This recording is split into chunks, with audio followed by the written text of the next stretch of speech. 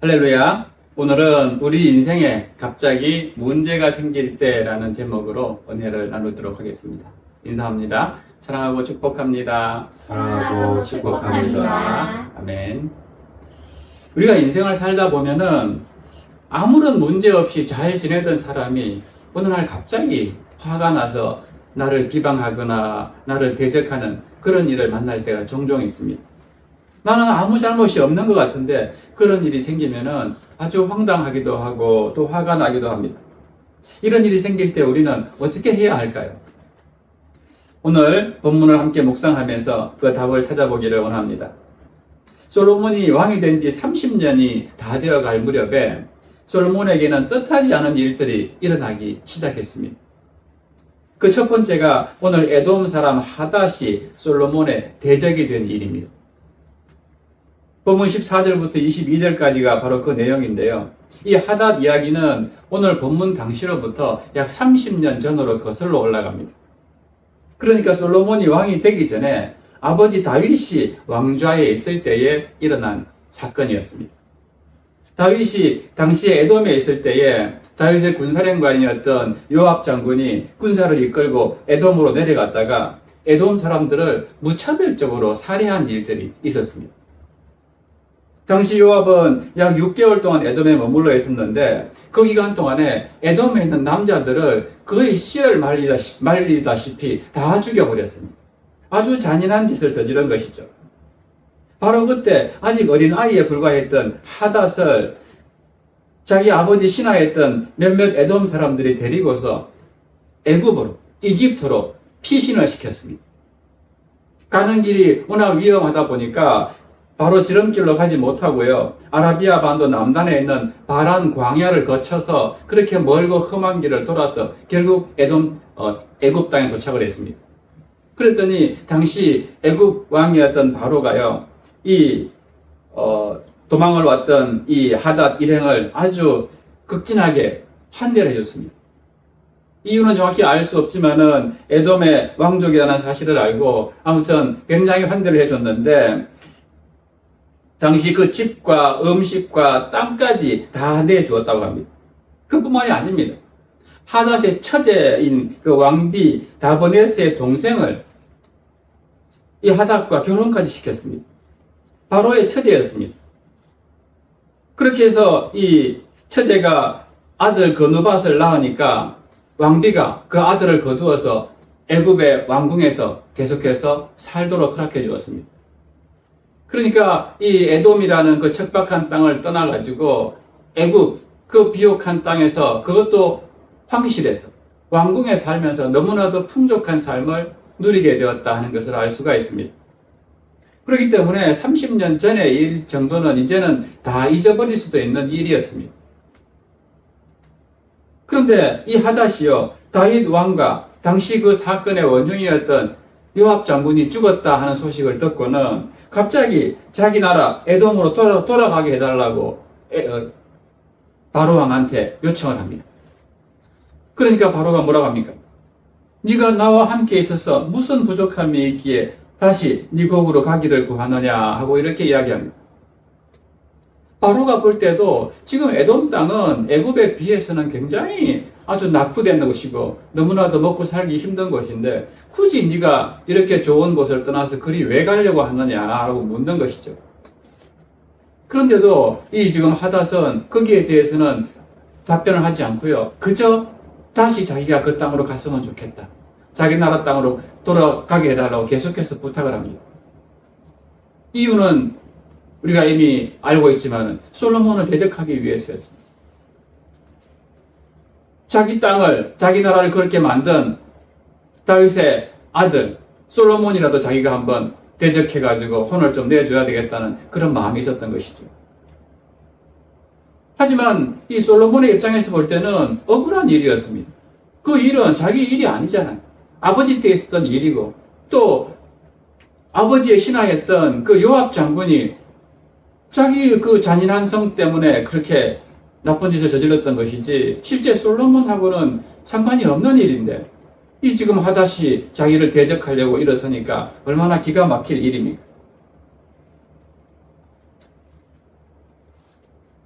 그 답을 14절에서 이렇게 말씀합니다.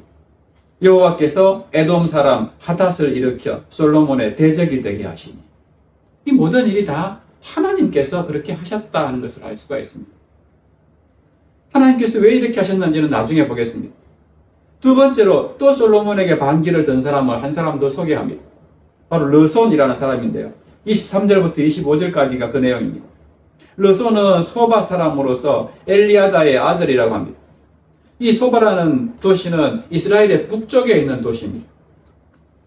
그는 자기 왕인 그 소바 왕 하닷 에셀이 다윗과 이스라엘을 누르기 위해 가지고 아람 연합군을 당시에 형성을 했었는데요.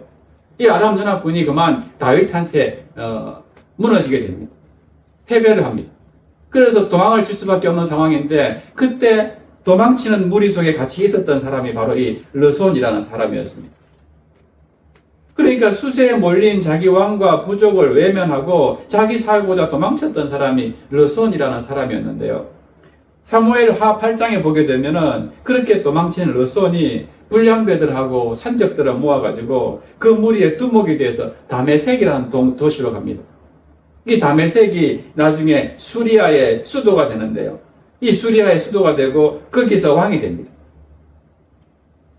다메섹을 수도로 한 이 수리아는 이 단일 민족이 아니라 여러 민족으로 구속된 그런 부족 국가 연합이었는데 그렇기 때문에 르손이 이제 다른 여러 나라 부족들을 연합해서 왕이 될 수 있는 그런 상황이 된 것이죠.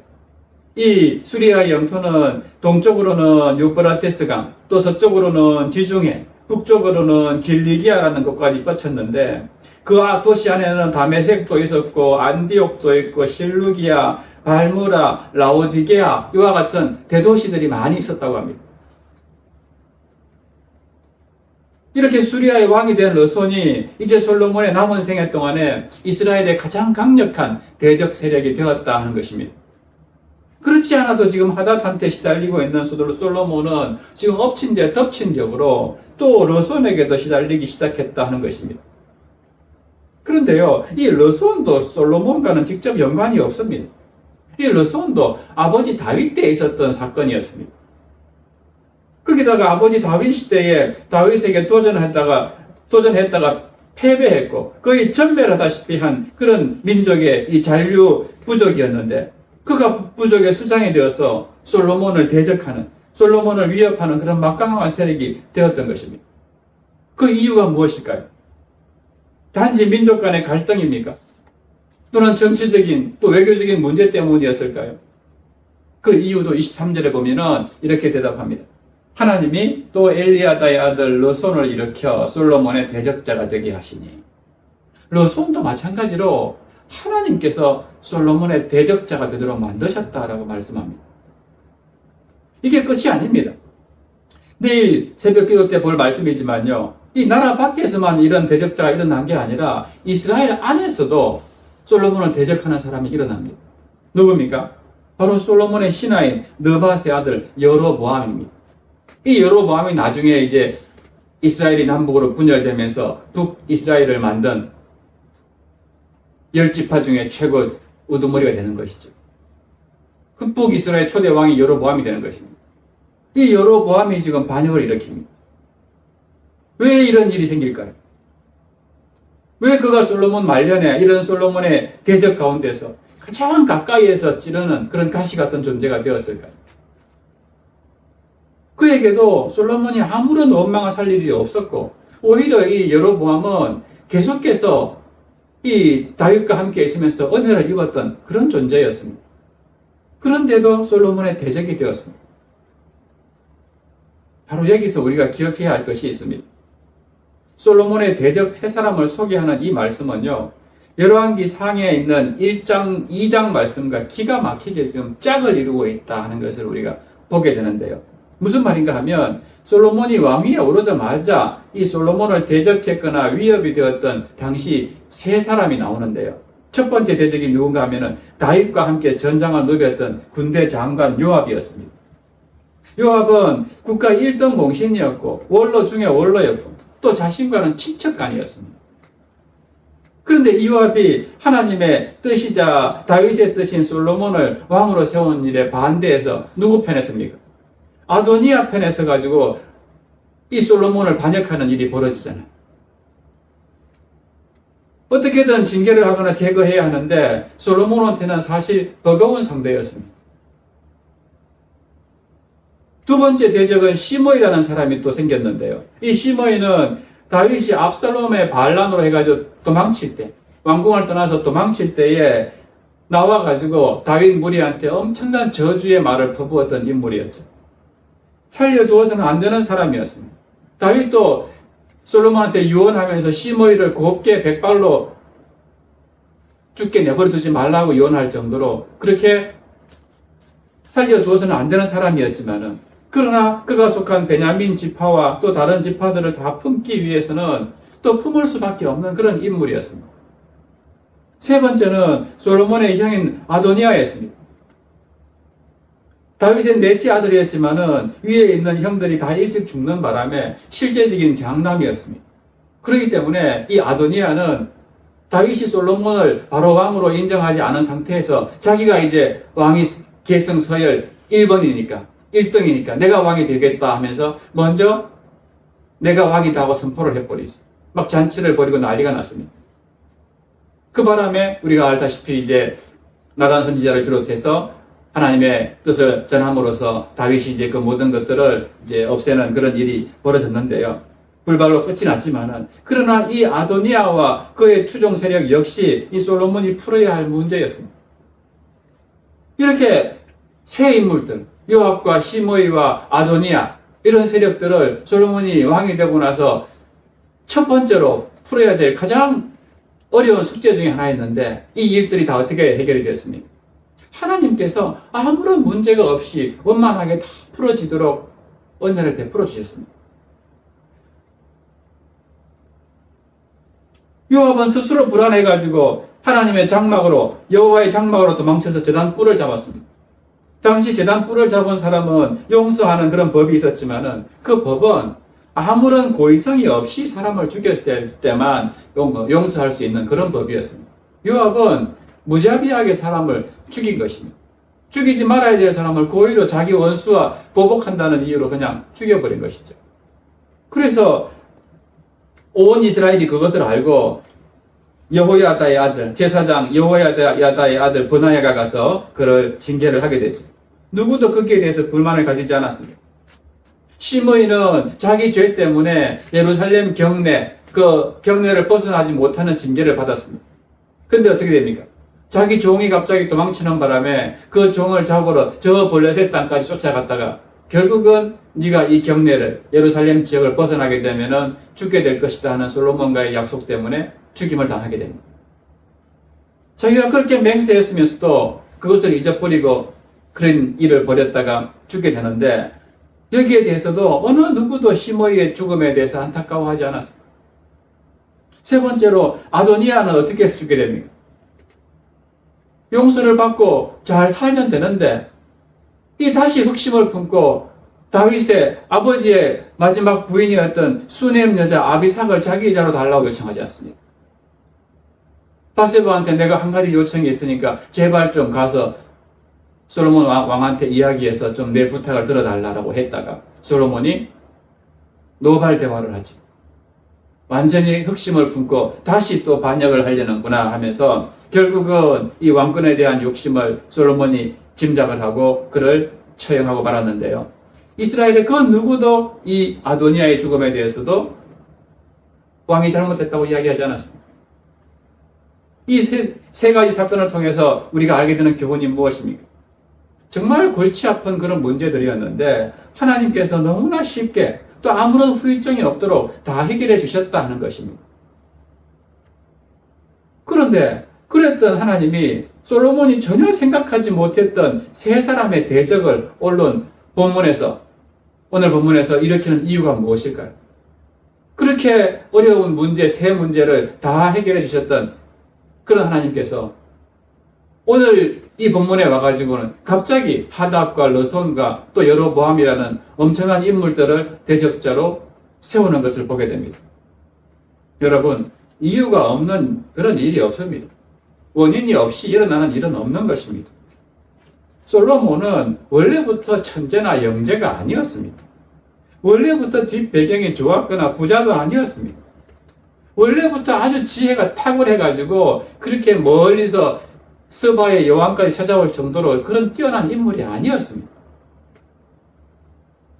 그가 가진 것은 다 후천적인 것이었습니다. 하나님이 주신 것이었습니다. 솔로몬이 20세를 간 넘긴 나이에 왕이 되지 않았습니까? 사실 그는 왕이 될 수 있는 그런 조건이 없던 인물이었습니다. 자기 위에 형들이 한두 명이 아니었습니다. 아도니아가 반란을 일으켰던 것도 그 이유 때문이었습니다. 내가 솔로몬보다도 맞이고 형인데 당연히 내가 왕이 되는 것이지. 이런 이유 때문에 그런 일이 벌어졌던 것이죠.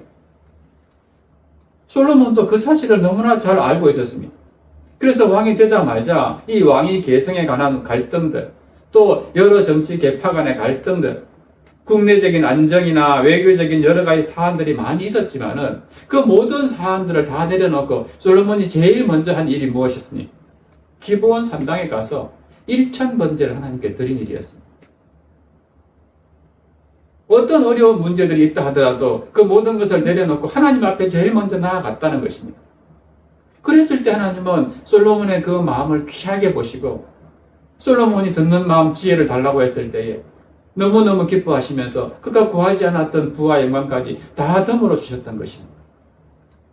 그래서 그가 하나님이 주신 지혜로 왕위도 견고하게 만들고 백성들도 잘 다스려서 모든 사람으로부터 존경받게 되었습니다. 주변 모든 나라 사람들로부터도 존경받는 인물이 되었습니다. 그래서 나라를 너무너무 안정되고 부강하게 이스라엘을 최고로 영향력이 있는 그런 나라로 만들었습니다. 그러면 솔로몬이 그만큼 하나님께 받은 것이 많다는 것인데요. 정말로 그의 모든 것은 다 하나님이 주신 것이었는데 이런 솔로몬한테 문제가 생겼습니다. 무슨 문제가 생겼습니까? 하나님은요, 일찍이 모세를 통해서 이스라엘의 왕이 될 자가 반드시 지켜야 할 규례 3가지를 말씀하셨습니다. 신명기 17장 16절과 17절 말씀 보세요.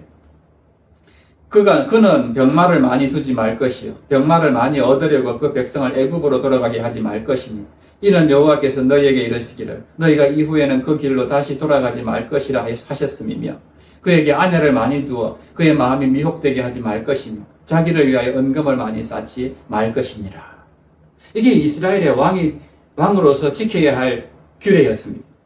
이 말씀을 정리해 보면요, 첫째는 왕은 말이나 병거를 많이 두지 말아야 했습니다. 말이나 병거는 뭘 상징합니까? 군사력을 상징합니다.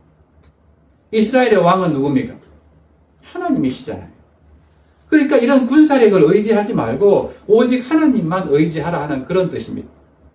두 번째로 왕은 아내를 많이 두지 말라라고 말씀합니다. 이것은 이스라엘의 왕은 하나님이 세우신 그런 일부일처제를 지키고 또 주색에 빠져서 향락을 쫓는 그런 행위를 해서는 안 된다는 것을 말씀하고 무엇보다도 솔로몬이 여러 아내들을 1000명이 넘는 아내를 두어서 가장 하나님이 염려했던 부분이 무엇입니까? 바로 아내를 많이 두어 그의 마음이 미혹되게 하지 말 것입니다.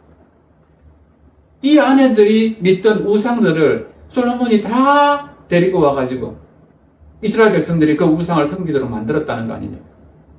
결국 이 두 번째 규례도 솔로몬이 어긴 것입니다. 세 번째는 왕은 자기를 위하여 은금을 많이 쌓지 말아라고 했습니다. 은금은 뭘 말합니까? 재물. 나를 위해서, 자기를 위해서 이런 재물을 쌓지 말라는 것입니다. 하나님의 나라를 잘 다스릴 수 있도록 그게 왕으로서의 목적인데, 왕으로서의 사명인데, 솔로몬은 자기를 위해서 얼마나 많은 치적을 했는지 모릅니다. 그러니까 세 번째도 어긴 것입니다. 이렇게 자신이 왕이 되어가지고 나라가 점점 부강해지고 안정되게 살아가니까는 점점 변질되기 시작한 것입니다. 하나님이 명령하신 규례들을 다 어기면서 나라를 점점 이상한 방향으로 다스리기 시작한 것이죠. 첫 번째 규례를 어긴 내용을 보세요. 열왕기상 10장 26절 보십니다. 솔로몬이 병거와 마병을 모으매 병거가 1400대요 마병이 12,000명이라 병거성에도 두고 예루살렘 왕에게도 두었습니다. 이렇게 병거를 많이 모았다라고 기록하고 있습니다. 또 두 번째 규례도요. 우리가 지난번에 봤지만 열왕기상 11장 1절부터 3절 보세요. 솔로몬 왕이 바로의 딸 외에 이방에 많은 여인을 사랑하였으니 곧 모압과 암몬과 에돔과 시돈과 헷 여인이라. 여호와께서 일찍이 이 여러 백성에 대하여 이스라엘 자손에게 말씀하시기를 너희는 그들과 서로 통혼하지 말며 그들도 너희와 서로 통혼하게 하지 말라. 그들이 반드시 너희의 마음을 돌려 그들의 신들을 따르게 하리라 하셨으니 솔로몬이 그들을 사랑하였더라. 왕은 후궁이 700명이요 첩이 300명이라. 그의 여인들이 왕의 마음을 돌아서게 하였더라. 결국 하나님의 말씀대로 아내를 많이 두지 말라고 했는데 이렇게 1000명이나 되는 아내를 두면서 왕의 마음이 완전히 돌아섰다라고 말씀합니다. 세 번째 규례 역시 어겼는데요. 자기를 위해서 많은 은금을 쌓았습니다. 열왕기상 10장 16절과 17절 말씀입니다. 솔로몬 왕이 쳐서 느린 금으로 금 방패 200개를 만들었으니 매 방패에 든 금이 600세겔이며 또 쳐서 느린 금으로 작은 방패 300개를 만들었으니 매 방패에 든 금이 3만에라. 왕이 이것들을 레바논 나무궁에 두었더라. 굳이 이런 방패들, 금 방패를 만들 이유가 뭐가 있습니까? 전쟁에 쓰지도 못하잖아요. 금 방패를 들고 나서 무슨 전쟁에 쓰겠습니까? 그런데도 자기를 위해서 이 엄청난 금을 낭비를 했다는 것을 알게 됩니다. 그런데 솔로몬의 잘못은 그것으로 끝이 아닙니다. 아까도 말씀드렸지만은 그 첩과 후궁들이 데리고 간 그 수많은 우상들을 온 나라 백성들이 다 섬기도록 만드는 그런 엄청난 하나님이 가장 가정스럽게 생각하는 우상 숭배의 죄까지 저지르게 되었더라 하는 것입니다. 그래서 9절 말씀, 오늘 보면 9절 말씀 보면 이렇게 표현합니다. 솔로몬이 마음을 돌려 이스라엘의 하나님 여호와를 떠남으로 여호와께서 그에게 진노하시니라. 마음을 돌렸다는 것은 자신의 마음 방향이 완전히 바뀌었다는 것입니다. 하나님만 바라보던 솔로몬이 이제 하나님이 아닌 다른 것을 바라보기 시작했다는 것입니다. 말씀대로 살려던 그가 말씀이 아닌 다른 것에 귀를 기울이기 시작했다는 것입니다. 기도로 모든 일을 풀어나가던 그가 이제 기도하지 않는다는 것입니다. 바로 이런 점에서 솔로몬이 남들보다 많이 받은 것이 그에게는 이제 화가 되었습니다. 사랑하는 여러분, 우리 역시 하나님께 받은 것이 얼마나 많습니까? 모든 것이 다 하나님께 받은 거 아닙니까? 우리의 생명이나 건강이나 재능이나 직장이나 물질이나 집이나 이런 가족들이나 어느 것 하나 주님이 주지 않은 것이 없습니다. 그런데 그 모든 것을 주신 목적과 뜻에 맞게 사용하지 못하고 우리의 탐욕을 위한 도구로 사용하게 되면은 그것은 우리에게 저주가 되고 또 재난이 재앙이 될 수도 있습니다. 그러므로 우리 스스로에게 질문해 보십시오. 나는 늘 나의 모든 것이 하나님의 것이라고 믿습니까? 왜 이게 중요할까요? 하나님으로부터 놀라운 지혜와 남다른 그런 선물을 받았던 솔로몬이 시간이 흐르면서 그 모든 게 자기 것인 줄로 착각한 것입니다. 그러니까 그것이 솔로몬을 망하게 만드는 것이 된 것입니다. 우리도 마찬가지예요. 우리가 가지고 있는 물질이나 건강이나 모든 달란트나 이런 것들이 하나님께로부터 온 것이다. 하나님이 나에게 선물로 주신 것이다 하는 것을 잊어버리는 순간요. 그게 바로 우리를 넘어뜨리게 되는 그런 도구가 되는 것입니다. 그런데 만일 솔로몬이 자신의 성공과 부와 이런 명예가 다 하나님의 법, 하나님이 주신 것임을 알고 하나님의 법도와 계명, 그 말씀에 끝까지 순종했더라면 어떻게 됐을까요? 하나님은 약속을 지키시는 분이죠. 너를 통해서 다윗과 맺은 그 언약대로 네 후손이 계속해서 왕위를 이어가게 될 것이다 하는 그 하나님의 언약이 신실하게 지켜졌을 것입니다. 자자 대대 손손 계속해서 솔로몬의 자식들이 이스라엘의 왕이 되었고 나라가 남북으로 갈라지는 일도 없었을 것이고 나라가 아수르와 바벨론에 멸망당할 일도 없었을 것입니다.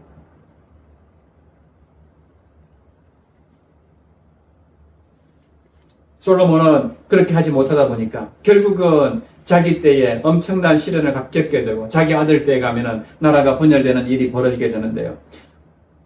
사무엘하 7장 14절에 보면은 이런 말씀이 있습니다. 나는 그에게 아버지가 되고 그는 내게 아들이 되리니 그가 만일 죄를 범하면 내가 사람의 매와 인생의 채찍으로 징계하려니와 라는 말씀이 있습니다. 이것은 하나님께서 다윗에게 주신 말씀인데요.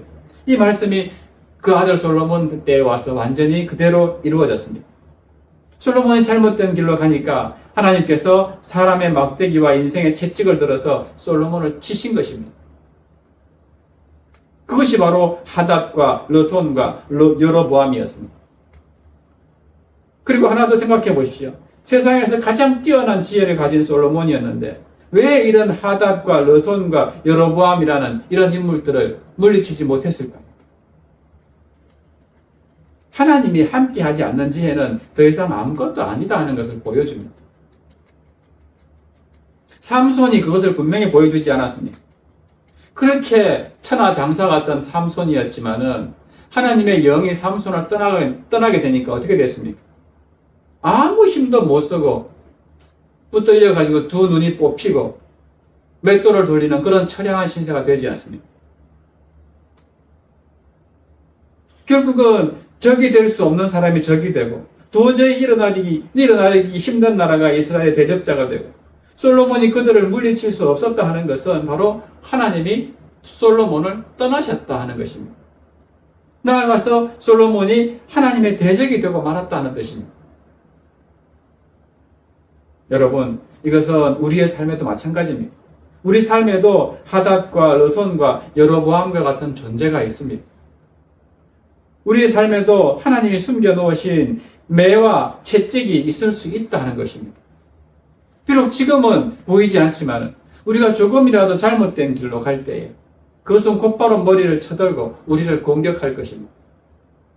아니 어쩌면 이미 이런 사람들과 일들로 인해서 어려운 가운데 있는 분들도 있을지 모르겠습니다. 우리가 영적으로 건강할 때는 이런 대적들이 일어나지 않습니다. 그러나 내가 하나님으로부터 떠날 때, 그래서 세상 것들을 탐하고 육신의 정욕에 빠지게 될 때, 말씀과 기도로부터 멀어지게 될 때, 그렇게 숨어있던 것들이 머리를 쳐들고 나오게 됩니다. 은혜로울 때는 아무런 문제가 되지 않던 것들이 영적으로 무너지면 문제가 되기 시작한다 하는 것입니다. 그럴 때 어떻게 해야 됩니까? 마음을 돌려 여호와를 떠났던 그런 상태에서 다시 하나님께로 돌이켜야 합니다. 세상의 것, 말씀이 아닌 것, 기도가 아닌 것으로부터 돌아서라는 말입니다. 그럴 때 하나님의 은혜의 역사는 다시 시작될 것입니다. 말씀 정리합니다. 사랑하는 여러분, 왜 잘 지내던 하닷이 솔로몬의 대적이 되었습니까? 왜 르손이 갑자기 솔로몬을 대적하게 되었습니까? 왜 아들 같던 그렇게 은혜를 입고 살았던 여로보암이 솔로몬을 대적해서 일어났습니까? 왜 내가 그렇게 사랑해주고 도와주었던 사람이 나를 공격하고 비방합니까? 그것은 내가 하나님께 문제가 되었기 때문입니다. 내가 하나님의 말씀대로 살지 못하고 내가 하나님의 뜻을 망각하고 내 방식대로 살았기 때문입니다. 결국 내가 하나님의 대적자가 되었을 때에 하나님은 인생의 매와 채찍을 들어서 우리를 징계하신다는 것을 기억하시기 바랍니다. 하나님으로 멀어지게 되면은 그만큼 이런 문제와 가까워지는 것이고 어려움과 고난과 시련을 가까이 느낀다면은 그만큼 하나님과 멀어져 있다는 뜻입니다. 말씀을 보지 않으면 그만큼 나한테 문제가 더 크게 보입니다. 기도하지 않으면 기도하지 않는 만큼 원망하고 불평하고 한숨 쉴 일들이 많아집니다. 그러므로 늘 예배와 말씀과 기도 가운데 깨어서 주님과 동행함으로 매와 채찍의 징계가 아니라 주님이 주시는 평안과 기쁨과 또 형통함을 날마다 누리며 살아가는 우리 모두가 되시기를 주의 이름으로 축원합니다. 아멘. 이 시간 우리 주께 가까이 함께 찬양하고요. 말씀 붙잡고 기도합니다.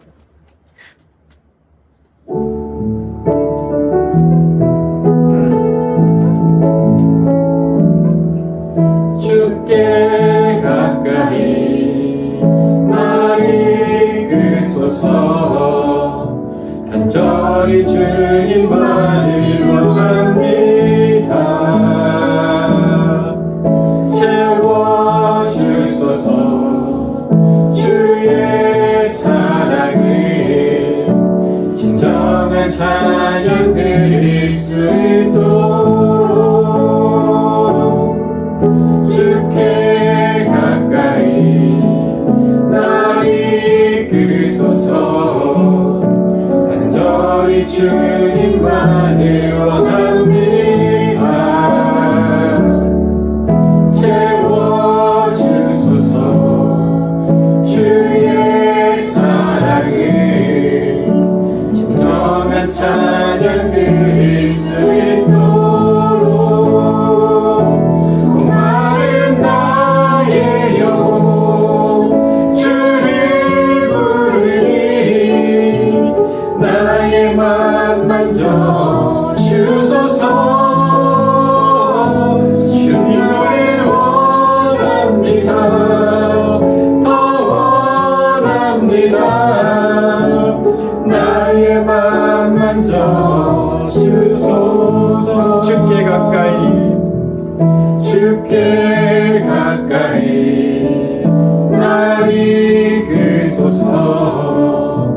간절히 주님만을 원합니다. 채워주소서. 주의 사랑을 진정한 찬양 드릴 수 있도록 목마른 나의 영혼 목마른 나의 영혼 주를 부르니 나의 맘 만져 주소서. 주님만을 원합니다. 더 원합니다. 나의 맘 만져 주소서. 아멘. 이 시간 우리 함께 말씀을 생각하면서 기도하겠습니다.